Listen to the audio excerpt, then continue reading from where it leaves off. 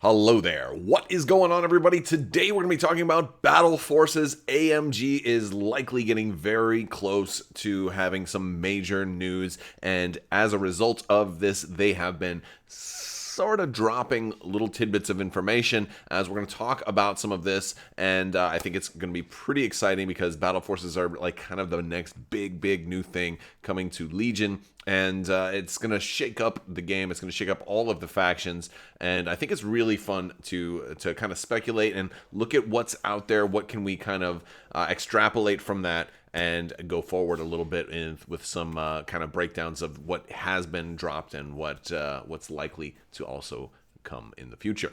If you guys are new here to the channel, we are still giving away a lightsaber. All you have to do to enter to win that giveaway is be a subscriber and leave a comment on this or one of my videos that's running all throughout the end of this month, so you have plenty of time left to enter to win that. Also, big thanks to today's sponsor, Luxury Playstyle. We've got some all new tokens. They are now up on the website, so if you go over to luxuryplaystyle.com, you're going to see these amazing Legion compatible tokens. They are gorgeous. They are double-sided. They come in a couple of different finishes.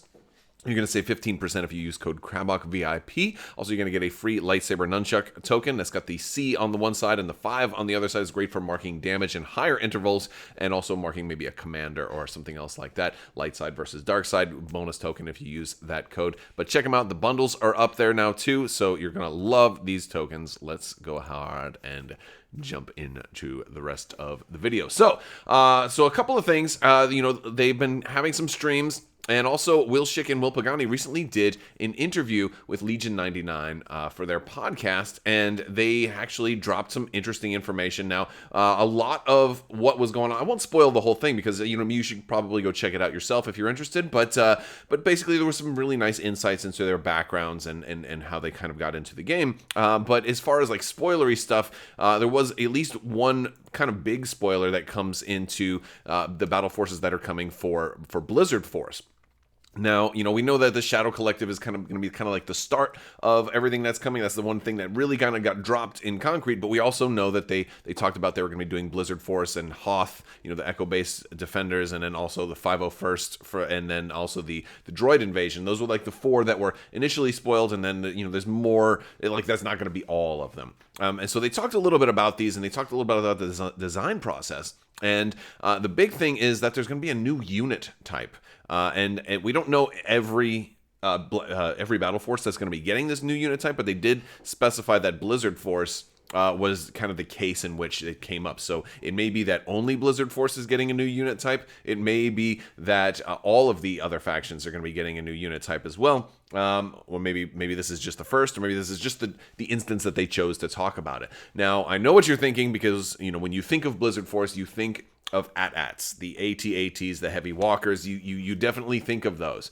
But they sort of indicated that that's not what it is. Now, of course, they certainly didn't rule that out, but they did say that the new unit type was directly referenced to a new type of stormtrooper.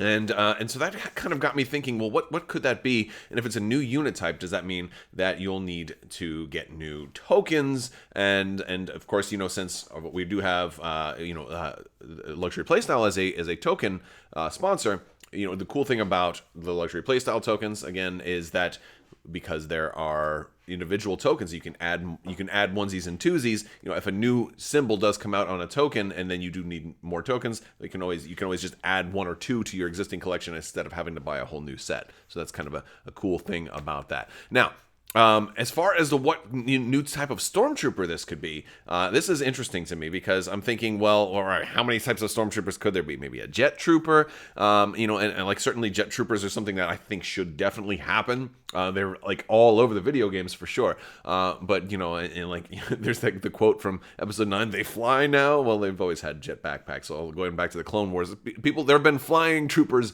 in every era. So I think jet troopers would be a really cool option. Not sure if that needs to be a whole new rank though, right? Like a whole new unit type. Like does that really need to be like a whole new kind of thing? And that's the thing that kind of has me kind of wondering. I don't know if jet troopers are really there. And besides, like when you go back and you look at Blizzard Force, and you go back and look at everything that we saw in the movies, with the exception of probe droids, which hopefully probe droids do come, I think there's definitely been a lot of hints that they are going to be coming. But I think when you look at everything that you see on the screen, well, just about all of that is in game already. With a few notable exceptions, but none of them that really seem like all the stormtroopers and all the stormtrooper representations that we've seen in Hoth and Blizzard Force are already there. Which did lead me to think, well, what about stuff that was off screen? What about stuff that we've seen elsewhere that would also potentially be thematically appropriate for a Blizzard Force? Because, in kind of looking up Blizzard Force was kind of added to Veers's AT-ATs. So, like, they already had a cold weather force. How about these range troopers from Solo? They would be a perfect option to add to Blizzard Force. They're obviously in cold weather gear. And now this was definitely many years before Hoth, but it's still during the Empire. So not everything, in the Empire has to be within just like the last couple of years of the Empire's reign, because they ran, they had at least 20 years or so of kind of galactic dominance. So, and especially if we're going to potentially see like Moff Gideon and Imperial remnants and stuff like that in the future, why couldn't we also go back in the past a little bit? I think these range troopers would be a very cool option, and they would definitely have a more of a distinct appearance and stand up aside a little bit from your typical snow troopers. But still, do these guys really warrant a whole new rank type? A whole new unit type? Wouldn't they just be core? Same thing with jump troopers. Wouldn't they just be core or special forces? I don't see anything about either of these that would make them need to be outside of core or special forces. So I think I have an answer. Again, this is based purely on speculation and a little bit of research. Like, well, what would be a whole new rank type? Now, of course, to me, I think an AT-AT could be a whole new rank type, but they said it would be stormtroopers, right? Unless, of course, the stormtroopers are being dropped off from an AT-AT, but still. I think if we're going to go with a whole new unit type, I think we look at something else that was in Blizzard Force, and it was at the Battle of Hoth, and that was the 501st. Now, of course, I might be totally wrong here, because, again, the 501st is already another battle force that's going to be coming for the Republic. But the 501st weren't only clone troopers, right? Like, some of them stayed on into the Empire, and they donned stormtrooper armor. Of course, they're usually the ones that have, like, the blue and a lot of the other, but they weren't always in blue, right? So I think they were sometimes in white and sometimes in blue. I'm not sure exactly where it changed off, but the cool thing is that the 501st were Vader's personal kind of detachment, right? Like, they were kind of like the elite stormtroopers, but they were still stormtroopers. So what about if you had like a normal unit of stormtroopers that were like had a rank, like or that basically were like a unique stormtrooper unit, that they were the same as normal stormtroopers, but they were a unique unit, kind of like how we have certain other units like Inferno Squad. But what if you wanted to do that for a regular, like for a generic unit? You wanted to promote them. We see stuff like that in other games where we put like a title on a ship in Armada or in X-Wing.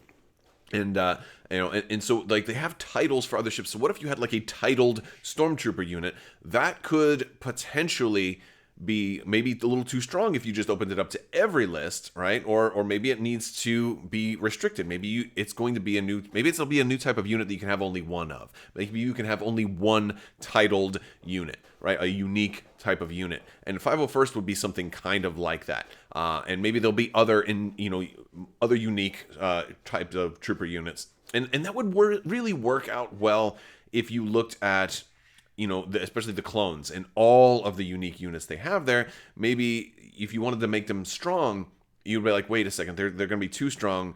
If we keep giving everybody all of these different like 332nd and all this other stuff and all these titles. What if we just said you can only have one titled unit in a thing, and maybe for certain battle forces we'll allow more than one, and maybe that's kind of one of the things that the 501st will do for the Republic. Now, I'm extrapolating a whole lot based on this, but I do think that a unique titled unit is definitely different enough that it would feel different than core or special forces because it's unique. Again, there's nothing really stopping you from doing a unique core in that, but if you wanted to make multiple types of unique units and you were afraid that they would be too powerful if they were kind of combined into normal builds, then it would make sense to potentially make it its own rank. But that's kind of my guess. I could totally be wrong about this. And heck, maybe it is AT-ATs, and maybe, the Wills just misspoke about it being a Stormtrooper thing. Who knows? Time will tell. I don't think so. I don't think they would have misspoken that bigly. There's a big difference between... Did I say bigly? There's a big difference between Stormtroopers and an AT-AT walker. But that's something interesting. And so again, if you want to check out this podcast and this interview, I'll put a link to it in the video description below. But there was also a recent live stream where Dallas Kemp was painting some AT-ATs ATSTs for battle forces, and he was painting 2 ATSTs, and he talked a lot about Ewoks. And this was also something that in the Legion 99 interview too, they talked a little bit about Ewoks, and it definitely does seem like, although they didn't flat out say this, that Ewoks may not actually be rebels.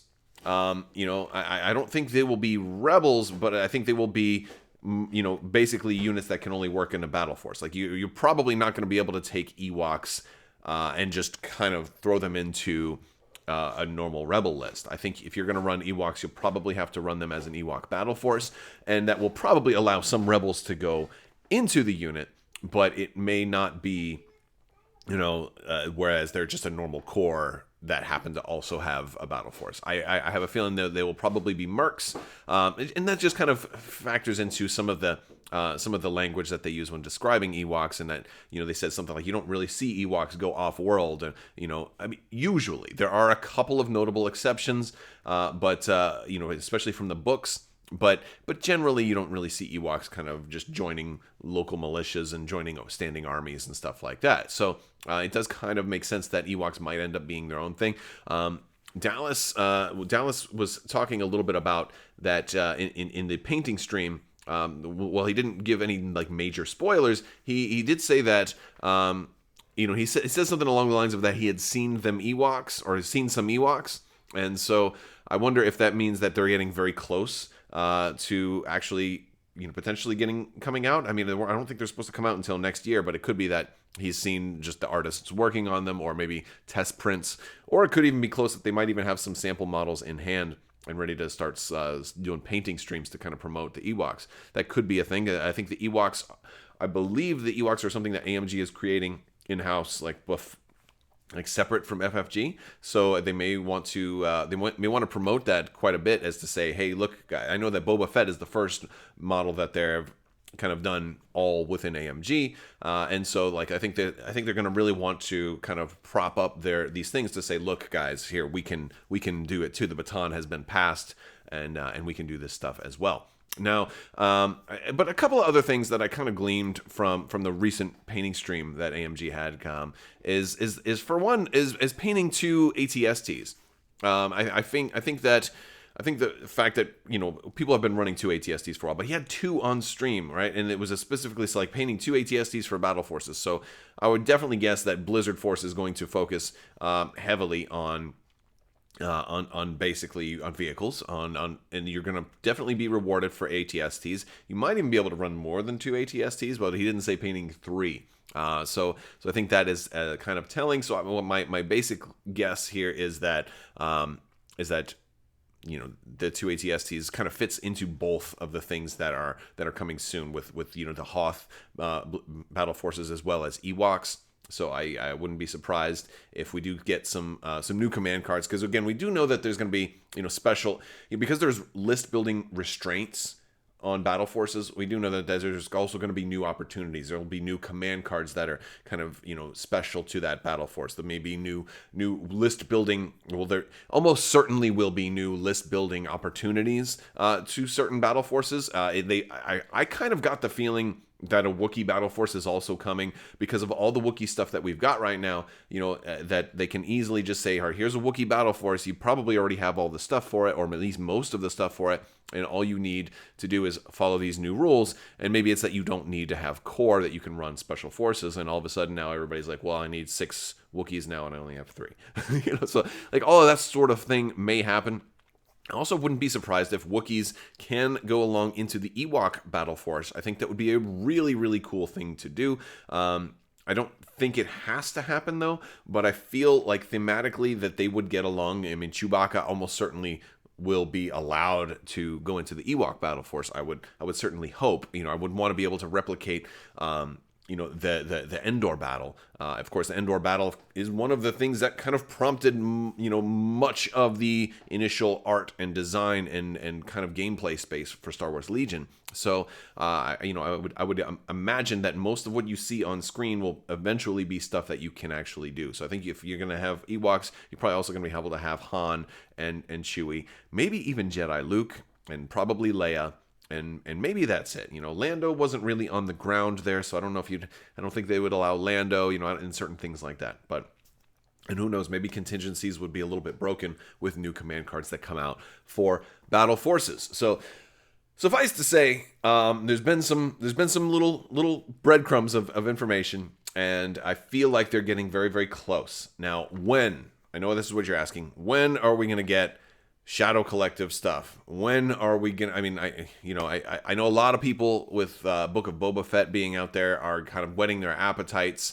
There's definitely criminal syndicate stuff going on in there. No spoilers or anything, but I know people want to hear more about the Pikes, and people want to hear more about the Mandalorians that are coming, and of course with Black Sun too. There's still like a lot of stuff that hasn't. There's very, very little from this whole box that's been spoiled, plus the rest of Battle Forces as well. I think we're getting close. The end of March or beginning of April is usually when a lot of times that FFG used to spoil stuff. AMG was from. Reports are that initially they were planning to kind of have something at Adepticon, but then they got pulled out of that. Won't be surprised if they do announce another mini extravaganza to happen within the next 2 months or so. That seems like a reasonable guess. I think end of March for Adepticon is probably a good timeline for them to maybe do something like that. So again, they may just be kind of holding everything. And then, they always say it'll be ready when it's ready. But my guess is that they're holding a big chunk of information so that they can spoil a lot during the Adepticon time frame. And of course, if they do announce that, I'll be covering it and hopefully, making sure that I can get every little bit. Because usually when there's a mini extravaganza, there's a lot of information, and it can feel like a lot to process. And I know that's one of the things that a lot of us kind of wish that the new website would be up so they could just publish articles and then people could just go read it whenever they want to, instead of having to pour through hours and hours of streams when they kind of drop breadcrumbs out there. And so that's kind of what one of the things that I try to do for you guys is gather up some information and give it out to you guys. All right, guys, that's going to do it for today's video. I want to thank you all so much for hanging out today, and big thanks to my patrons. You guys are absolutely amazing and help make this all possible. I will talk to you guys soon, and happy hunting. And always don't forget that even when you stick a USB in the first time, even if you had it right, you're still going to get it wrong. Stick it in upside down again, and then finally realize you had it right the first time.